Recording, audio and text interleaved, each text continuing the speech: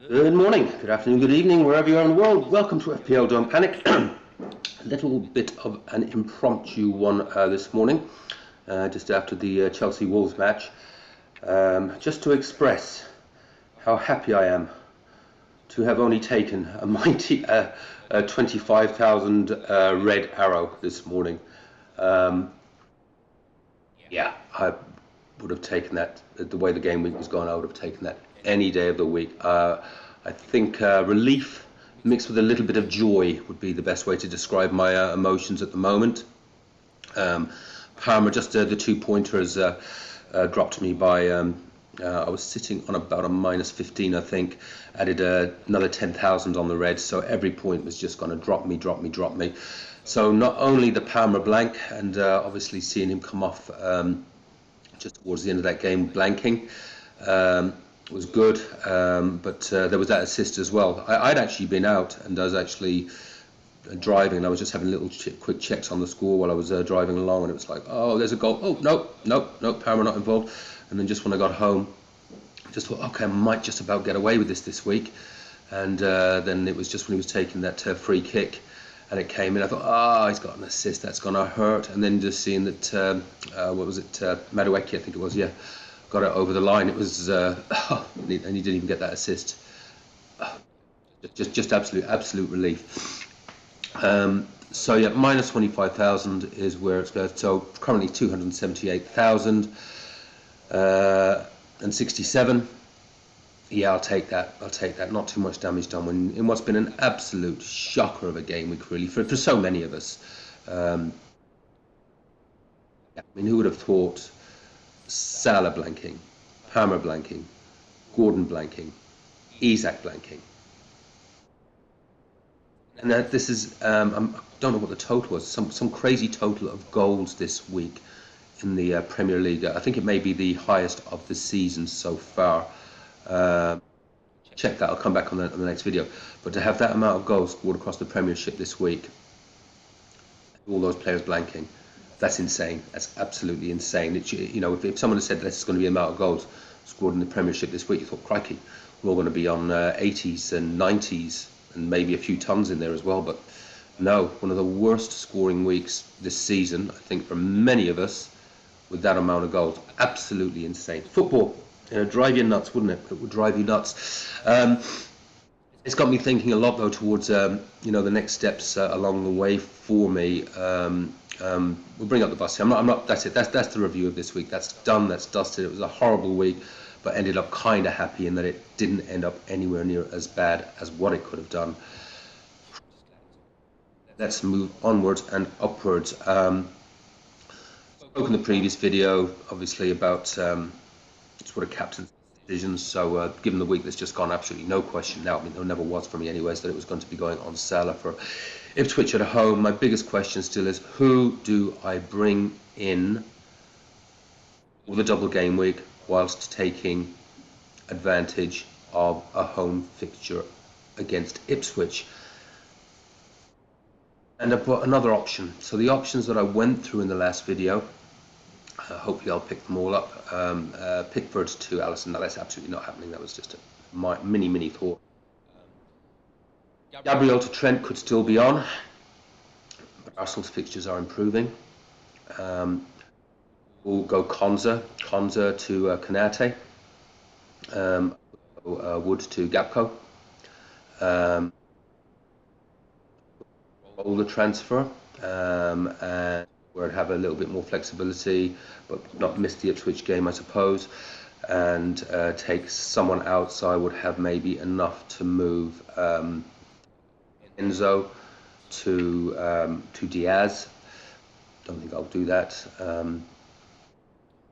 You know what I'm almost leaning towards at the moment, just given you see these games and you can create these narratives, and everyone's got their narrative in their head that Liverpool are going to go large, but supposing I do bring Gapco in for Wood, who's to say Gapco's, and that's probably is my favourite move, but who's to say Wood's not? This is the games at the moment. Wood's on in form. Who is to say that Gapco's going to start all 4 of those games? Who's to say that Wood, even if he does, isn't going to outscore Gapco? And I'm moving out a player that I value at the moment. maybe bench. He's got some tough fixtures coming up, but no, I'm sort of just thinking, no, just go with. You've got three players for the double game week. You've got Trent, you've got Salah, would be two of the key assets that you'd be reasonably hopeful of starting. Yeah, I'm starting to lean towards not doing anything, and just actually build up a couple of transfers so I can get Mbemo in at the right time. A bit of a thought. I'm glad we've got a bit of a gap now between now and the next deadline. Let's get through these Champions League matches. Des of old, he wants to bring in, he wants to bring in that attacker for 4 good fixtures.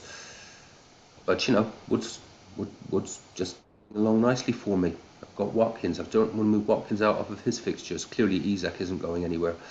Is there much upside in bringing in a Van Dijk? When I've actually got some really good defensive options already. I'm thinking I might roll. That there's more value in having that transfer, planning towards that game week 29, bringing in the players that I want, rather than chasing off effectively one extra fixture and potentially, doing more damage than good, getting some short-term good when there is more long-term good and strategy that should be focused on. A lot of people are going to be using a chip for 29, obviously, and they're definitely doing it. Assistant manager's chip for the double game week. I haven't completely ruled it out. I'm going to have a look. I might do a video on it in the next week or so, looking at the fixtures. But I think the value in chasing, using that assistant manager's chip is that upside. I still feel that is much better used towards the end of the season when you can see the teams fighting relegation. So those teams as well, look at the stats back over season after season. Those teams in 3rd and 4th and 5th place, they tend to fall off and get nervous, and there's usually sort of teams that are lower down the league getting a bit of a run of form, fighting for survival, moving away from that relegation. So there's so much upside in using that chip at the right time. It is definitely the most powerful chip. You could gain, if you play it right, you could get up to 60 points. A triple captain might get you an extra 20. A good bench boost might get you an extra 20 or 30. That triple captain has a realistic chance of netting you 40 or 50 points, depending on what way you play. You could play safe, put it on a slot, get 3 wins, get you 6 points, some goal points, etc. But play it right, just one match used right could net you 20 plus points on a right team to use at the moment.